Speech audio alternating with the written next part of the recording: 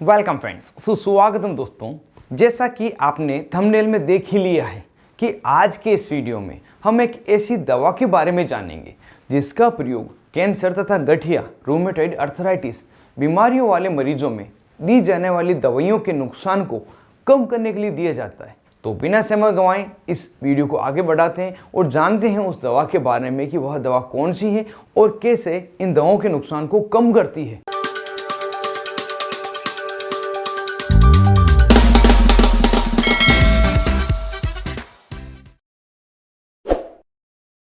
Hello friends, नमस्ते दोस्तों। जिस दवा के बारे में आज हम जान रहे हैं उसका नाम है कैल्शियम फोलिनेट।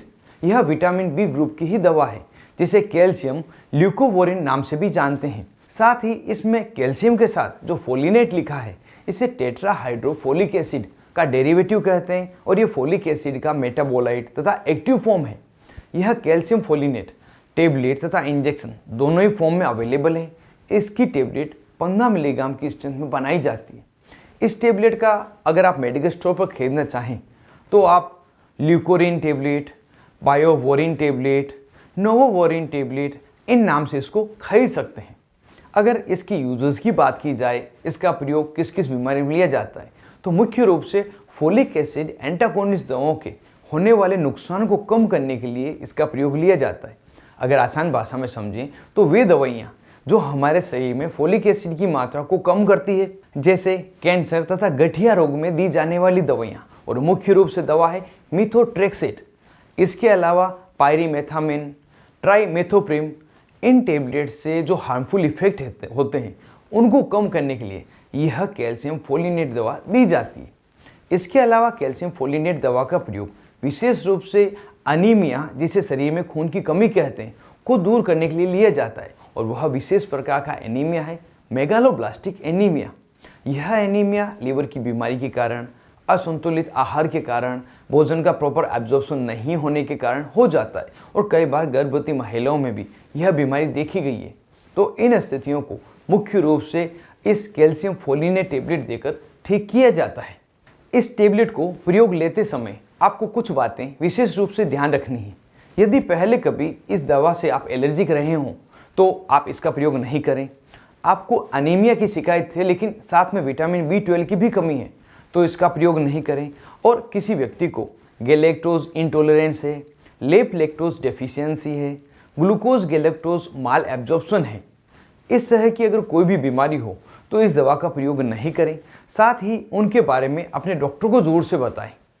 यह दवा कुछ अन्य दवाओं के साथ इंटरेक्ट भी करती है, मतलब उनकी दवाओं का या खुद का असर कम या ज़्यादा कर देती है, तो उनके साथ भी इसे नहीं दिया जाता है और अगर दिया जाता है तो डोज को कैलकुलेट करके देते हैं। और जो दवाइयाँ इंटरेक्ट करती है उन सभी को आप यहाँ पे स्लाइड पर देख पा रहे हैं। अगर इन सभी में से कोई भी दवा आपको चल रही हो तो उसके बारे में आप अपने डॉक्टर को ज़रूर से बताएं, जिससे कि आपको उस दवा की प्रॉपर डोज दी जा सके। साथ ही अगर आवश्यकता हो तो इस दवा को छोड़कर कोई अन्य दवा भी आपको दी जा सके, जिससे कि आपको डिज़ायर इफेक्ट मिले, वांछित परिणाम मिले। इस टेबलेट की डोज क्या है, उसे किस तरह से लेना होता है, अगर इसको जानें तो सबसे पहले तो एक बात आप ध्यान रखें कि इस दवा का प्रयोग सिर्फ और सिर्फ डॉक्टर की सलाह पे ही करना चाहिए। जब मरीज को फोलिक एसिड एंटागोनिस्ट दवाओं से हार्मफुल इफेक्ट होता है तो उस समय 24 घंटे के बाद में यह कैल्शियम फोलिनेट टेबलेट मरीज को दी जाती है। इस समय 15 मिलीग्राम की टेबलेट प्रत्येक 6 घंटे के बाद लगातार 2 दिन तक दी जाती है और हो सकता है इसके साथ में कोई यूरिन अल्कलाइन भी दवा भी आपको दी जाए, जो सिर्फ डॉक्टर द्वारा डिसाइड की जाती है। और अगर किसी मरीज को बहुत ही ज़्यादा समस्या हो रही है, हार्मफुल इफेक्ट बहुत ज़्यादा दिखाई दे रहे हैं, तो उस समय टेबलेट नहीं देखते डॉक्टर द्वारा इस कैल्शियम फोलिनेट का इंजेक्शन दिया जाता है और जिसकी डोज भी पेशेंट की सेवरिटी के अनुसार तय की जाती है। और अगर किसी मरीज को मेगालोब्लास्टिक एनीमिया के लिए दवा दी जा रही है तो 15 मिलीग्राम की टेबलेट प्रतिदिन एक दी जाती है जब तक कि डिजायर इफेक्ट नहीं मिल जाता, और इस टेबलेट को हमेशा खाने के बाद लेना अच्छा रहता है। गर्भवती महिलाओं में तथा दूध पिलाने वाली माताओं में इस दवा के लिए स्टडीज में ज़्यादा कुछ बताया नहीं गया है, इसलिए महिला तथा बच्चों की जो रिस्क है उसको देखते हुए डॉक्टर द्वारा इस दवा का तय किया जाता है क्या मरीज को दी जानी चाहिए या नहीं दी जानी चाहिए। अब इस दवा के साइड इफेक्ट को जान लेते हैं। यदि किसी मरीज में होते हैं तो वह क्या क्या हो सकते हैं। जो ज़्यादातर देखे गए साइड इफेक्ट है उसमें सबसे ज़्यादा है बुखार आना, ये सबसे कॉमन है। इसके अलावा कुछ रेयर साइड इफ़ेक्ट है, जैसे कि एलर्जिक रिएक्शन होना, फफोले हो जाना, हाथ पाँव चेहरे पर सूजन आना, श्वास संबंधी समस्या होना, और कोई मिर्गी का मरीज है तो उसको फिट्स ज़्यादा आने लग जाएंगे, नींद नहीं आना, अपच की शिकायत होना, पेट संबंधी कुछ समस्याएं होना। इस तरह के साइड इफ़ेक्ट्स देखने के लिए मिलते हैं।